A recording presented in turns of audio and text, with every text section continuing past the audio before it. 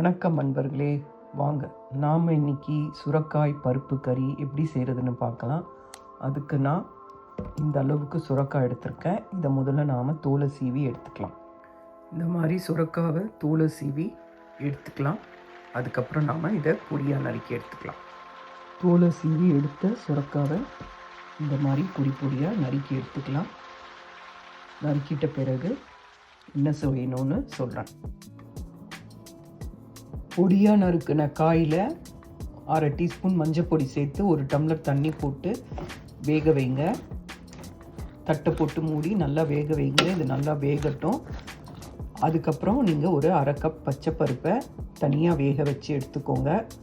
நான் பச்சை பருப்பை வேக வச்சு எடுத்துட்டேன். அதே பாத்திரத்தில் தான் காயை வேக வைக்கிறேன். உங்களுக்கு முடியும்னா 2த்தையும் குக்கரில் கூட போட்டு வேக வைக்கலாம் ஒன்றாவே. நான் தனித்தனியாக தான் செய்கிறேன். அதனால் பருப்பை நான் வேக வச்சு எடுத்துட்டேன். 1/2 கப் பருப்பை இப்போ காயை வேக வைக்கிறேன். இப்போ இதை நாம் வேக வச்சுட்ட பிறகு உங்களுக்கு காட்டுறேன். பருப்பு கறிக்கு நாம் ஒரு தேங்காய் இதை அரைச்சிக்கலாம். அதுக்கு 1 ஸ்பூன் ஜீரகம் சேர்த்துக்கலாம். நான் காரத்துக்கு 4 பச்சை மிளகாய் எடுத்துக்கிறேன். அதுக்கு பிறகு நல்லா ஒரு 1/4 மூடி தேங்காய் எடுத்துக்கோங்க. இது 3த்தையும் மிக்ஸி ஜாரில் போட்டு நல்லா பேஸ்ட்டாக அரைச்சி எடுத்துக்கலாம். சுரக்காய் நல்லா வெந்துருச்சுங்க.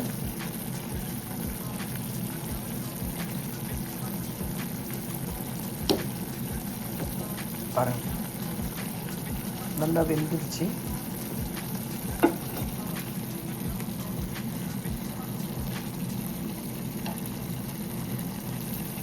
இந்த ஸ்டேஜில் நான் வேக வச்ச பருப்பை இதில் சேர்க்குறேன். வேக வச்ச பருப்பை இதில் சேர்த்துட்டேன். இதை நல்லா நாம் கலந்து கொடுத்துக்கலாம். நல்லா கலந்து கொடுத்துக்கோங்க. அதுக்கப்புறம் நாம் அரைச்ச விழுதை இதில் சேர்த்துடலாம்.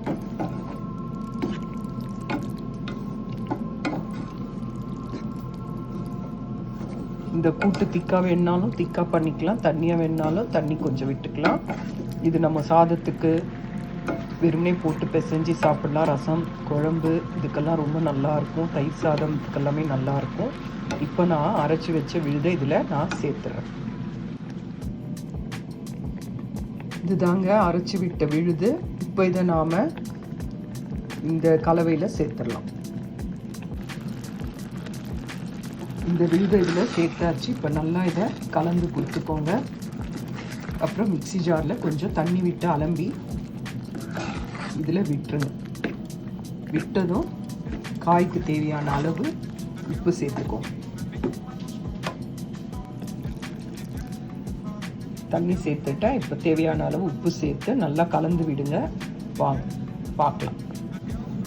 இது ஒரு 2 கொதி கொதிக்கிட்டோங்க. உப்பு கலந்தாச்சு. 2 கொதி கொதிக்கட்டும். இதுக்கு மேலே ஒரு தாளிப்பு செய்யணும். வாங்க அந்த தாளிப்பு எப்படின்னு பார்க்கலாம். சுரக்காய் பருப்பு கறிக்கு நாம் ஒரு தாளிப்பு செய்கிறோம். அந்த தாளிப்புக்கு எண்ணெய் விட்டுக்கோங்க. ஒரு 1.5 டீஸ்பூன் எண்ணெய் விட்டுக்கோங்க. அதில் கடுகு, உளுத்தம்பருப்பு, பெருங்காயம் போட்டு கறிவேப்பிலை, வெங்காயத்தை போட்டு நல்லா வதக்கிட்டு நாம் செஞ்சு வச்ச அந்த கறியில் இதை கொட்டிடலாம். நாங்கள் எல்லா டைமும் வெங்காயம் போட மாட்டோம். இது வெங்காயம் இல்லாமையும் செய்யலாம். வெங்காயம் இல்லாமல் வெறும் தாளிப்பு மட்டும் கொட்டியும் செய்யலாம். நாங்கள் வெங்காயம் போடுற அன்றைக்கி வெங்காயம் சேர்த்து செய்வோம். இந்த தாளிப்பு வதங்கியதும் நாம் அந்த வேக வச்ச இந்த பருப்பு கறியில் இதை போட்டுடலாம். ஒரு வெங்காயம் எடுத்துக்கோங்க.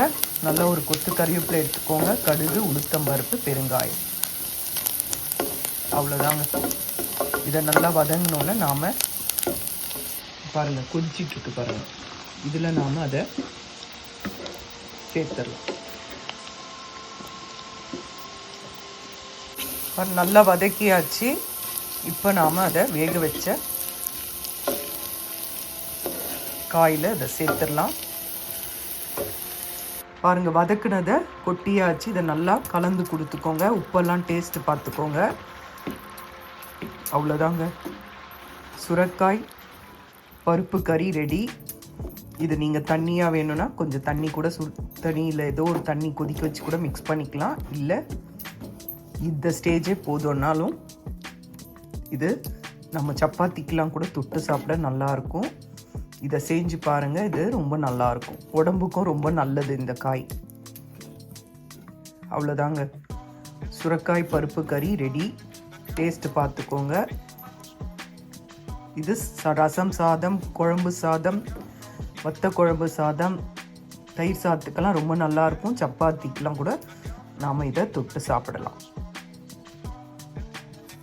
பரிமாறும்போது கொத்தமல்லி தழையை தூவி இறக்கி பரிமாறுங்க, நல்லாயிருக்கும்.